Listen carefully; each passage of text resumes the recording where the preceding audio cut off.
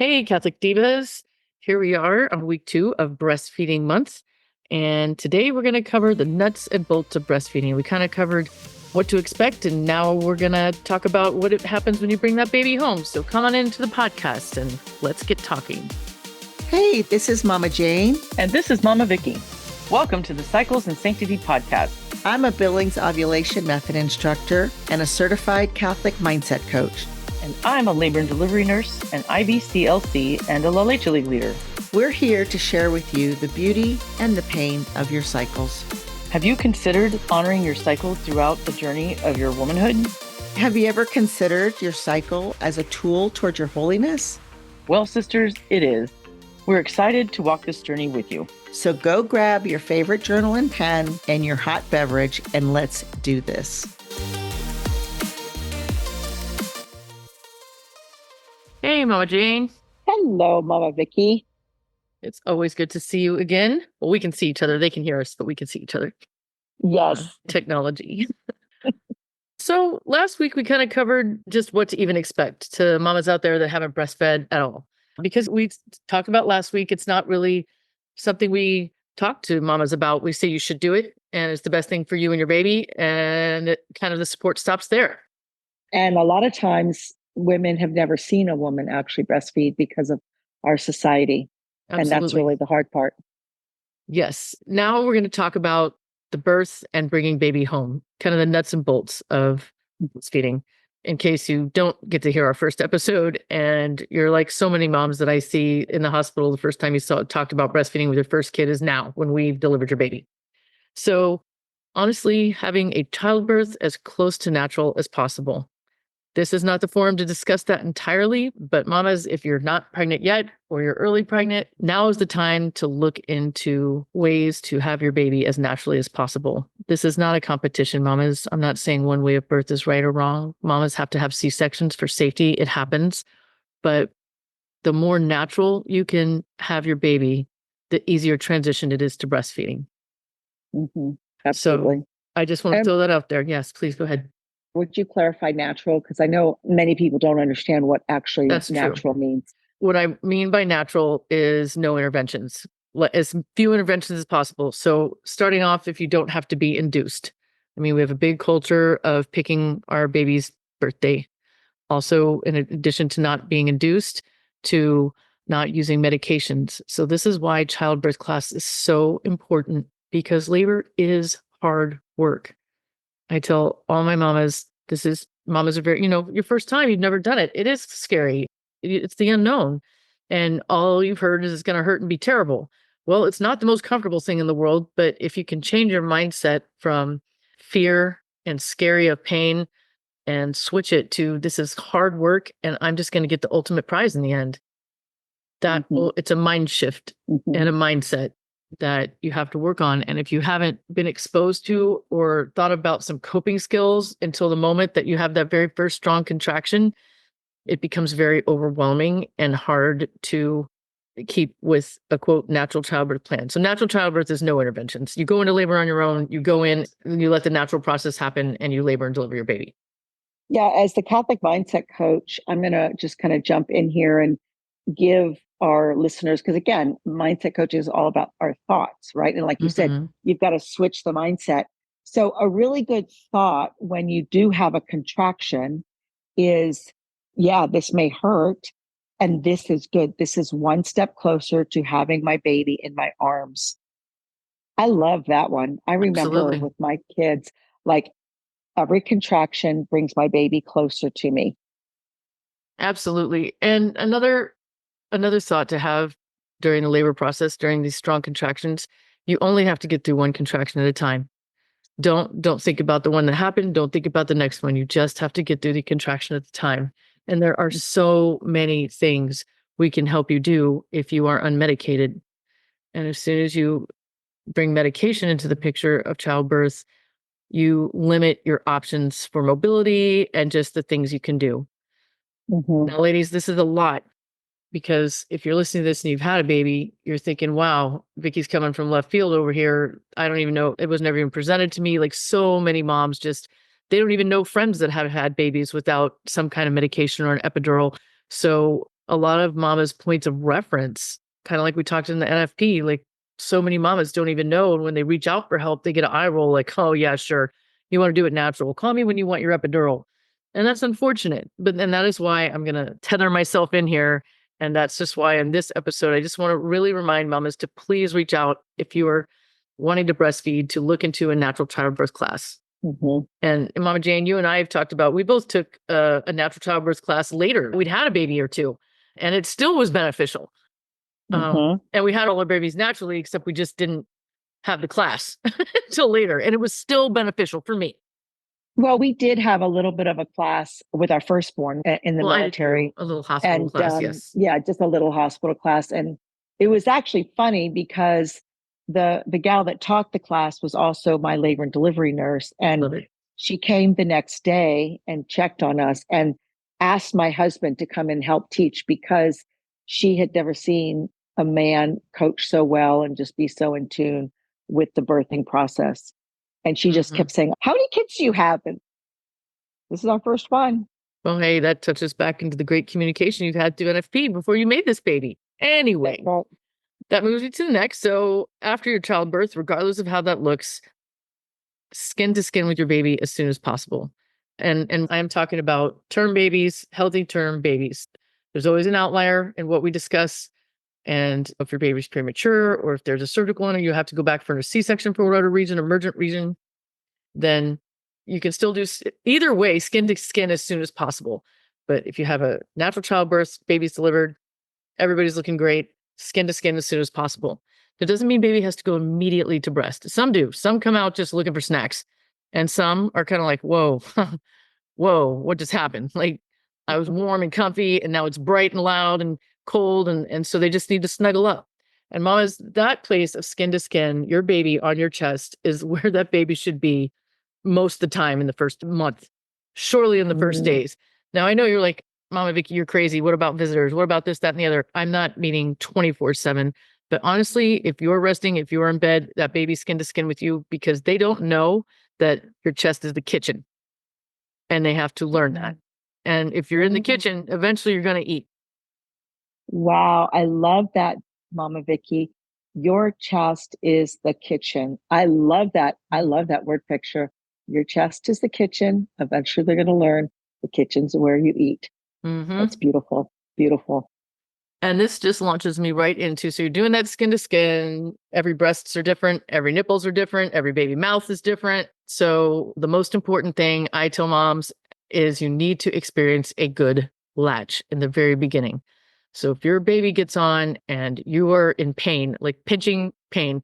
Now, you guys, I like to say the first time you breastfeed, and with most babies, at first in the newborn stage, no matter what baby it is, your nipples tend to be a little tender because you haven't had somebody, newborns eat a lot. And so when you go to nobody suckling at your breast to a baby suckling at your breast, 22 of the 24 hours, it's normal to be tender or to be sensitive, to have some kind of, oh, wow, I haven't felt this. But it should not be pinching, searing pain. It shouldn't give you a knot in your stomach where you're like, I can't, I'm so stressed out about the next feed. If you feel any of those feelings, mamas, you have to get help. And that's where you come in. Yes, that is where I come in. Again, Facebook, direct message. I am happy to help. Also, I've mentioned many, many times, La Leche League is a legitimate, safe resource, and there's leaders that may be able to see you for free. And that, I'll touch on that. We have lactation consultants. Many pediatrician offices do have them. Just like doctors, a lot of lactation consultants come from different walks of life. They were trained differently. Like a La Leche League leader has had to breastfeed their own baby for a year, and they have some experience. You can become a lactation consultant and never even have a baby. Now, of course, I'm not discrediting them because heart surgeons don't have to have heart surgery to be amazing at it. It's just you might want to, when you're picking your pediatrician while you're pregnant, because you'll need this pediatrician pretty quickly after you have your baby, kind of touch base, ask what their lactation support is. Key number one is if you're blown off, that's a concern. Or key number two, oh, you have a lactation consultant? Wonderful. I'd love to meet with them. And then you will be able to, and mamas, you also are allowed to do that. I know I did not understand for most of my baby having years that I had a choice, that I could say, hey, I don't think I like this practice, or I love that doctor over there, so I'm going to switch and go there. So mamas, you do have a choice. I know insurance limitates some of us, but usually if you don't feel heard, if you don't feel like you're in a partnership with your provider, there is usually another avenue. So that is another thing I strongly encourage mamas to do. Mm-hmm. That's beautiful. So moving on, mamas accept help. Also, this is where daddies come in. Daddies are the doorkeeper. I think we've touched on this before, Mama Jane, that new baby comes home and everybody wants to come over and see it. And oh, the nostalgia of a new baby. And isn't this wonderful and great? And the next thing you know, mama is worn out. Baby is worn out. You've missed a feeding. It just becomes incredibly overwhelming. So when I say accept help, all those loving friends that says, tell me what I can do. You can say, hey, I love cheese sticks. We're out. Can you bring me some? Just because the food you want to eat is going to be quick, handheld. Mama Jane, you have to tell your pork chop story because that stuck with me forever. Okay, so I didn't have any of this kind of support when I had my first child. She was actually due when my husband was supposed to be out in the field. She came a week early, which nobody expected. And then because of the newborn, he got to stay a little bit longer. But his mother was here in Germany. She'd never breastfed. She didn't know anything about breastfeeding. So she didn't really know how to help me. And then she left. And then I was by myself for 10 days. And it was in the winter. So it got dark at 4 o'clock. I didn't have any friends from his unit, like the moms from his unit didn't really reach out. All of my female friends in the military, none of them were married or even had children. So they didn't even know how to help. And I just remember she was crying all the time. I didn't know about baby wearing. I mean, all of the things. And I was trying to eat. And all I could do is I pulled out a pork chop, I fried it, and I couldn't even cut it because I had to hold her. Every time I put her down, she would start crying. And I was a hot mess. And this might actually go into, I'm not sure if you're going to cover it, and maybe we'll cover it on another episode, but postpartum depression. Now that I look back on that experience, I probably had the baby blues, but I think now that I know more about postpartum depression, I think I probably was postpartum depressed. Well, sure. You had you had the perfect storm lined Yeah. up. You were alone. Yeah. You didn't have support. You didn't have all the answers that we're trying to reach out and give that resource to mamas now. And that's why we're so passionate about it. I mean, both of us having our babies while being a military spouse.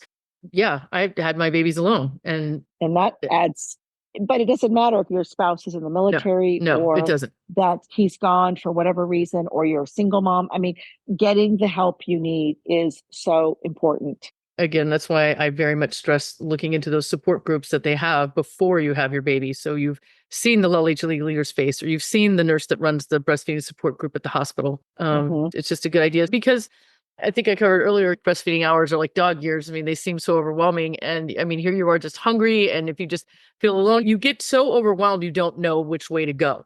Like you get confused. And so it's just having these tools in place and knowing them ahead of time, your brain can be like, oh, wait, I have something for that. And then you can go to it. And let me just share another experience now. That was 1 year, right? And then 11 years later with Rose, she was 2 months old and I had a gallbladder. We had just moved to Kansas. Again, my husband was supposed to be, he was on exercise to his night shift. I had to go in. I came back. I wasn't allowed to pick up anything over 10 pounds, and she was already over 10 pounds. I had met one homeschool mom who had an older high schooler, and I called her and asked her if her daughter could be like a mother's helper with me. And she said she couldn't, but what she did was she reached out to the women of St. Ignatius, the parish that I had attended, and just called them and said, will you have a mom? And they rallied. I'm so eternally grateful to these women. I didn't know any of them. One would come in and bring dinner. One would come in the morning and spend time with my kids. They would clean. What do you need? Here, do you need this laundry done? And then one would come in the afternoon. And I remember my husband coming home and the gal was still there. She's like, who is this? And I'm like, I don't know. These ladies are from St. Ignatius and they're helping me because I couldn't even lift up the baby to go and change her diaper. And I was so eternally grateful for that. Yes, it made me feel completely inadequate and helpless, and yet so humble and so grateful that these women were willing to do that. So that's the perfect story to why I say accept help. Because over the years, Mama Jane, you have repaid that tenfold to other mamas. And so in the time, it's very hard for us. We want to prove that we can do it and we want to seem like super mom, or, America has this stereotype from society that we kind of get hung up in. And so we got to let that go. If you need help, breastfeeding your baby is so much more important than feeling like you accepted too much help. Because I promise you, mamas, if I say I want to help you, I truly want to help you. In helping other people, you get rewards back. It is not a completely selfless act. It has self benefits as well. So that's just a beautiful story on accepting help. And I know those mamas enjoyed it. Come on, mamas. If you are a mama or you want to be a mama, you definitely want to go hang out with another mama that needs help. I mean, that is a Mhm. beautiful example of how the sisterhood should work. So don't be afraid to accept help. And then when I had my sixth kid, I had a lot of friends in the neighborhood and a lot of them wanted to come over. And that was, I have to say, my husband was able to, I just said, I can't have these people in our house. It was just very overwhelming. My sixth baby was very fussy. And he did do a good job of barring them at the door. And friends, see, back then we didn't have text. So he could say no and close the door, and there's nothing anybody could do. Like we were in our safe house. But nowadays, I see moms and they're getting kicked back and it's coming through their phones. They're getting texts from everybody. If you don't want people to come over, guys, don't let people know you had your baby yet. Or you can say, the baby's here. Please don't text or call. We're getting to know each other. I mean, there's a lot of ways like to where people text, it just instantly replies.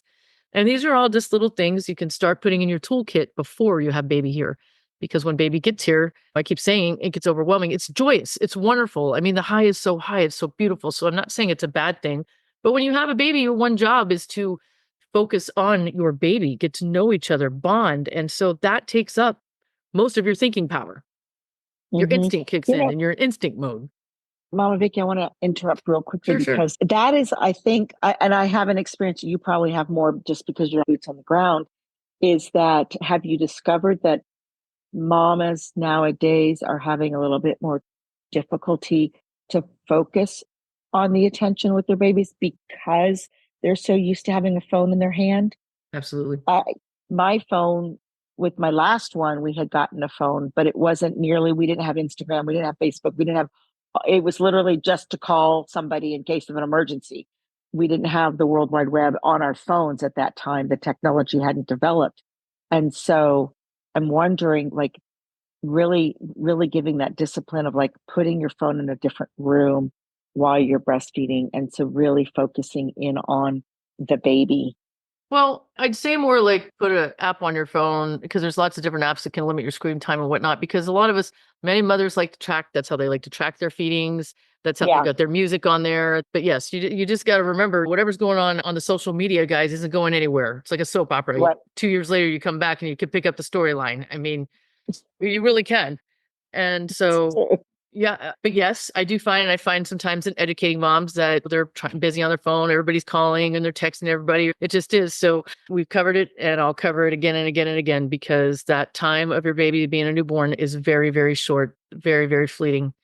And I mean, it's so amazing. I wish I could bottle the smell of a newborn and Me because too. you could just take a hit and we would be on a high. All the women, depression problems that that the medical field doesn't want to deal with, they could fix it with a little swig of that. It's just it's amazing. So enjoy that time. Yes, Um yes, and kind of going absolutely. back, I guess I don't want to seem focused on eating and drinking. I just want to make sure, we also get caught up in, oh my gosh, I've had the baby. When am I going to get back to my pre-baby weight? I mean, that social stigma. Remember when what was it, Princess Kate Uh-huh. I think it thing was. came out like in this Mhm, beautiful white outfit, like 3 days after mm, having her first baby. I was like, my mhm, heart cried out so bad for her. mhm, Ladies, this is not the time. You've got 6 weeks to recovery. And by recovery, that means your uterus is finally back down to about the size it was when you started before pre-pregnancy. And your bleeding should be finished and breastfeeding should be established. But it takes a full year. There's research studies out there. It takes 12 months for the mom baby dyad to truly get their sea legs. mhm. So we're America. We've covered this as well. We don't give very good support to our moms. I've got mamas that got to go back to work in weeks, 2 weeks, 6 weeks. It's heartbreaking. However, if you don't have to do that, and if you do have to do that, eating and drinking healthy, just like you did when your baby was in the belly, as much as you care to what put in your body when you were growing this baby, care about putting that into your own body, because your body will make milk. You don't have to be, I mean, you have to have severe malnutrition to not make milk. Like we see this in third world countries, not really in America so much. And so your body will make milk, but it takes from your body.